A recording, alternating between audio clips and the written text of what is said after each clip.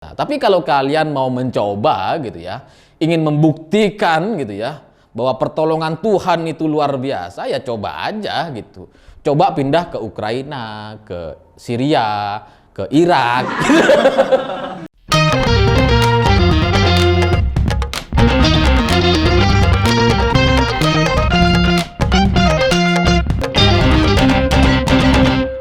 Selamat malam para mantan, selamat malam untuk semua mantan-mantan kalian yang selalu tampil memukau. Yang selalu berhasil membuat mata orang lain itu silau. Cerita-cerita semacam itu menurut saya jadi mirip sekali dengan cerita penampilan anggota kepolisian ketika menangkap Abdul Qadir Hasan Barojah di Lampung, pimpinan Khilafatul Muslimin gitu. Karena beberapa orang saya lihat salah fokus gitu. Karena kalau kita lihat fotonya, penangkapannya gitu ya, orang-orang ngiranya si Abdul Qadir Hasan Barojah ini bawa pasukan. Pas pamfah lah kira-kira gitu ya. Pasukan pengamanan khalifah. Karena kanan kirinya tuh orang-orang pakai peci gitu. Kita sangka orang-orang ini tuh pengikutnya si Abdul Qadir Hasan Barojah. Ternyata anggota kepolisian. Asik gitu. Keren banget. Karena kayaknya anggota kepolisian ini udah belajar. Ini kalau kita nggak pakai peci ini nanti dianggapnya kriminalisasi ulama gitu ya. Makanya anggota kepolisian kita pakai peci semuanya.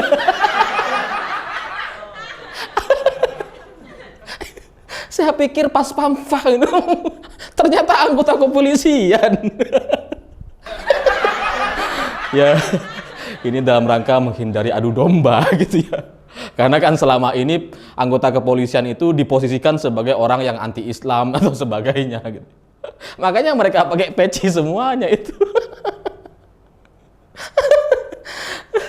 Ini lucu banget. Dan dari sini saya juga akhirnya baru tahu gitu bahwa ternyata si Abdul Qadir Hasan Barojah ini adalah khalifah dunia gitu. Saya pikir awalnya dia ini cuma khalifah di Indonesia gitu ya. Dia bikin organisasi di Indonesia, lalu kemudian ya sebatas orang-orang sinilah pengikutnya. Ternyata katanya, menurut klaim mereka, Khilafatul Muslimin ini adalah khalifah dunia. Jadi Amerika, Eropa, Amerika, Inggris, Cina, Rusia, Australia gitu. Semuanya ini di bawah dia. Sang pimpinan khalifah ini gitu. Cuma kan sayangnya gitu ya, sang pimpinan khalifah ini kayak lemah sekali gitu. Lowong didatengin Polda Metro juga gak bisa ngapa-ngapain. Gimana?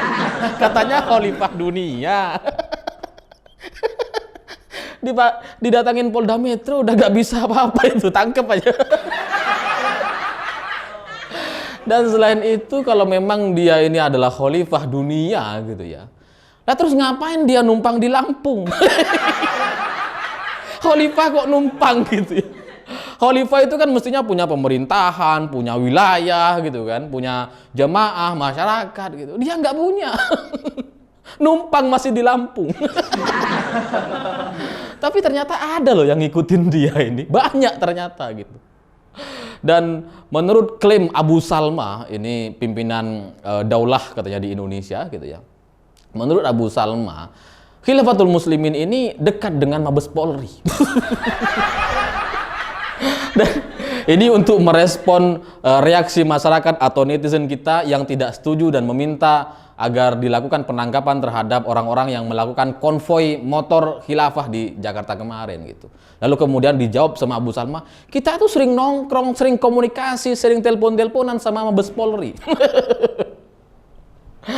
Kayaknya si AS ini juga ditangkap sama Polda. Ya nanti kita bisa buktikan bener nggak klaim dia ini. Jangan-jangan cuma bohong gitu ya. Ya biasalah mereka ini kan memang suka bohong gitu. Bohong terus gitu. Kalau nggak bohong mereka nggak bisa kampanye khilafah gitu. Ya tapi kalau misalkan betul gitu ya, di Mabes Polri ada orang-orang yang membackingi mereka, melindungi mereka, ya pecat dan tangkap juga gitu. Nggak ada kompromi lah sama orang-orang khilafah di Indonesia ini gitu. Karena sejatinya masyarakat kita gitu ya, itu males sekali dengan kelompok-kelompok khilafah di Indonesia ini. Males gitu. Cuma masalahnya kan masyarakat kita ini adalah orang-orang yang Nusantara, adat ketimuran, tenggang rasa, sungkanan gitu ya. Akhirnya apa? Akhirnya ketika ada pergerakan, pengajian, kelompok-kelompok orang berbicara soal khilafah, promosi khilafah yang door to door ke rumah-rumah gitu ya. Ada itu gitu. Kita itu sungkan untuk menjawab atau berdebat dengan mereka karena ujung-ujungnya mereka nanti emosi gitu ya. Nanti kita diancam masuk neraka. Makanya kemudian banyak dari masyarakat kita itu memilih diam karena menghindari perdebatan. Tapi sebenarnya kita tuh sama-sama kesel udah gitu. Kapan ini masalah ini diselesaikan? Kapan soal-soal khilafah ini nggak perlu ada lagi di masyarakat kita gitu? Kenapa kok sampai sekarang tuh masih ada meskipun HTI sudah dibubarkan? Ini pimpinan Khilafatul Muslimin juga sudah ditangkap, tapi masih ada kelompok-kelompok kecil di tengah-tengah masyarakat kita. Banyak gitu. Banyak banget. Tapi harapan saya dengan penangkapan ini soal pimpinan khilafah ini gitu ya. Ini semakin menunjukkan dan menguatkan opini di tengah masyarakat kita bahwa isu khilafah atau kampanye khilafah ini tidak dibolehkan, tidak dibenarkan di Indonesia. Dan ini untuk hal ini saya ucapkan terima kasih banyak kepada anggota kepolisian gitu. Tapi sampai di sini juga masih ada kekecewaan, sedikit pertanyaan gitu. Kenapa sih anggota kepolisian ini kok baru bergerak setelah viral di mana-mana gitu? Kenapa nggak langsung tangkap aja toh? Khilafatul Muslimin ini kan sudah ada di mana-mana sejak lama, sejak bertahun-tahun yang lalu gitu. Sementara penangkapannya baru hari ini. Dan itu pun setelah viral kemarin karena gara konvoy itu gitu kan. Kalau nggak ada konvoy ya nggak ditangkap kan orang-orang ini. Gitu.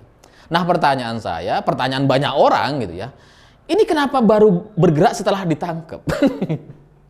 Dan jawabannya kira-kira gitu ya. Ini juga anggota kepolisian nggak akan menjawab ini. Tapi saya sudah menangkap jawabannya. Kira-kira alasan kepolisian itu baru bergerak setelah viral karena memang pihak kepolisian sendiri itu butuh dukungan masyarakat, butuh dukungan opini publik dari kita semua gitu. Karena tanpa dukungan itu, anggota kepolisian tidak bisa merespon secara cepat dan bertindak sendiri. Coba misalkan deh, kita nggak tahu ada Khilafatul Muslimin gitu ya. Terus kita juga nggak tahu kalau mereka ini adalah kelompok khilafah misalkan. Nggak terjadi konvoy atau kampanye khilafah di tengah-tengah masyarakat gitu. Tiba-tiba anggota kepolisian menangkap si Abdul Qadir Hasan Barojah ini. Kira-kira gimana respon mereka gitu? Pasti kriminalisasi, penistaan ulama. Yang salahnya kepolisian lagi gitu.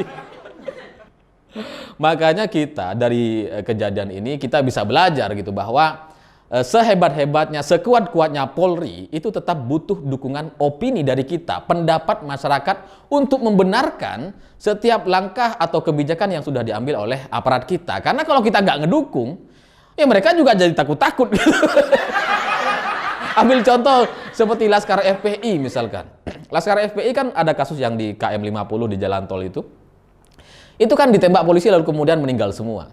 Tapi untungnya mayoritas kita itu merespon dan mendukung gitu. Mendukung aksi tersebut, mendukung kepolisian. Seandainya mayoritas kita mempertanyakan, kok bisa kayak gini? Ini nggak boleh dan sebagainya. Itu pasti orang-orang kepolisian yang menjadi tersangka pasti udah masuk penjara mereka. Tapi karena untungnya kita mendukung semua gitu, kita bersama-sama. Akhirnya yang menembak, yang menjadi tersangka, ya bebas sekarang. Nggak divonis penjara. Gitu. Itulah fungsi opini atau komentar kita yang rakyat jelata ini gitu, mendukung setiap langkah yang dilakukan oleh anggota kepolisian gitu.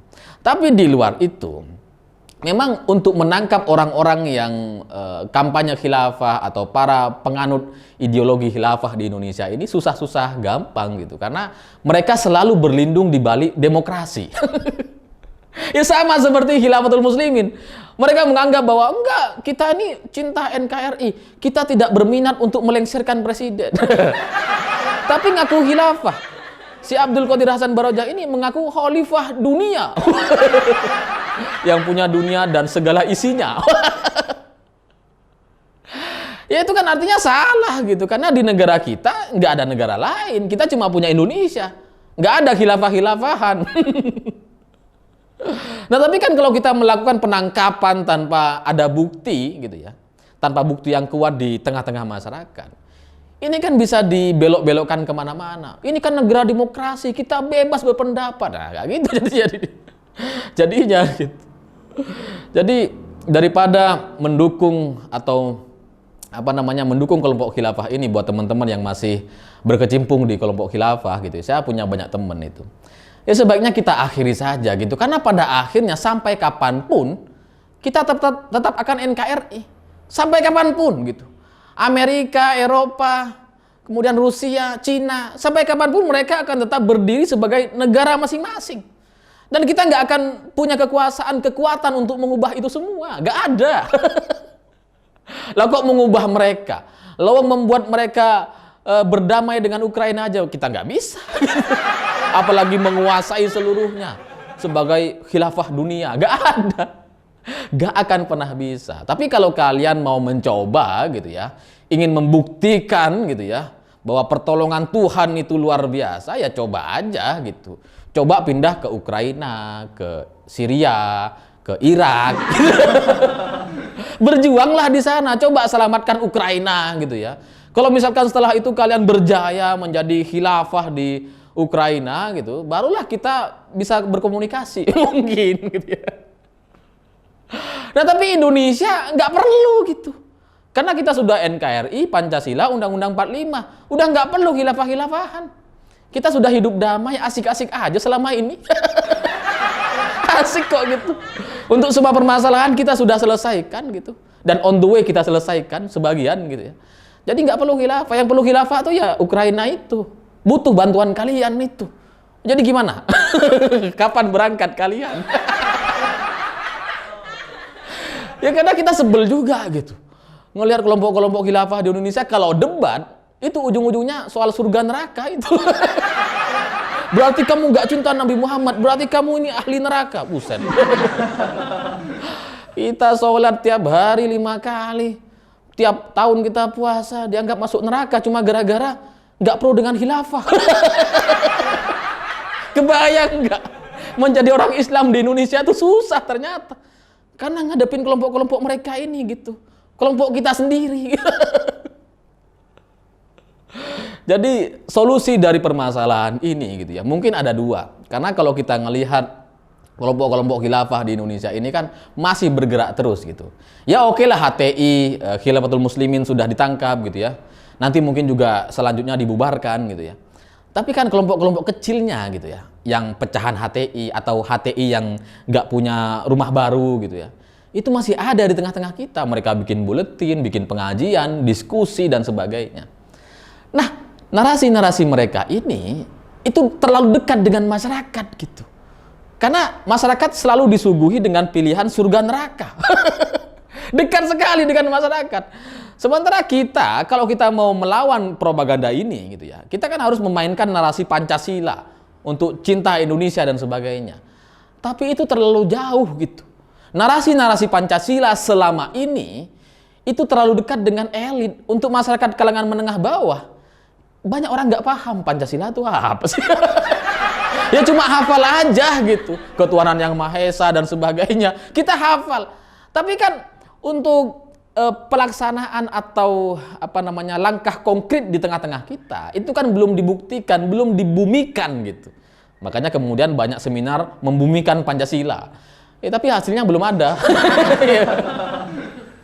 Ya mungkin karena orang yang diundang belum bisa berkomunikasi dengan baik di tengah-tengah masyarakat, di tengah-tengah era media sosial, mungkin gitu. Karena saya lihat soal Pancasila ini kan sebenarnya misalkan kita membayar pekerja kita dengan baik, tepat waktu, itu juga udah bagian dari Pancasila gitu. Nah, mestinya contoh-contoh ini yang menyayangi sesama, menyayangi pohon-pohon atau tumbuh-tumbuhan dan hewan-hewan gitu ya. Itu juga bagian dari kerangka pemikiran yang dilahirkan oleh Bung Karno gitu. Nah, ini belum sampai ke kita. Mungkin kalaupun sampai, lebih dekat soal agama surga dan neraka gitu. Makanya dagangan-dagangan khilafah di Indonesia itu selalu lebih laku dibandingkan soal Pancasila. Tapi untungnya kita mayoritas gitu. Mayoritas kita sudah Pancasila duluan, meskipun sebagian kurang ngerti dengan itu. Yang penting hafal lah kita semua gitu ya. Kecuali mantan Menpora dulu. Itu sih nggak hafal lagu Indonesia Raya, bukan Pancasila. Atau solusi yang kedua, kita bisa mem-PKI-kan ideologi khilafah. Jadi untuk siapapun yang mempromosikan, mengajarkan, menyampaikan soal ideologi khilafah di Indonesia, itu bisa kita jadikan tersangka gitu. Samalah seperti PKI dulu gitu. Nah kalau ini dilakukan, mungkin kalau ada undang-undangnya ke depan gitu ya, maka siapapun gak akan berani menyenggol-nyenggol soal isu khilafah ini gitu. Entah itu rakyat biasa, bupati, gubernur, wali kota, atau baru calon-calon politisi, pejabat kita, itu mungkin mereka gak akan berani gitu.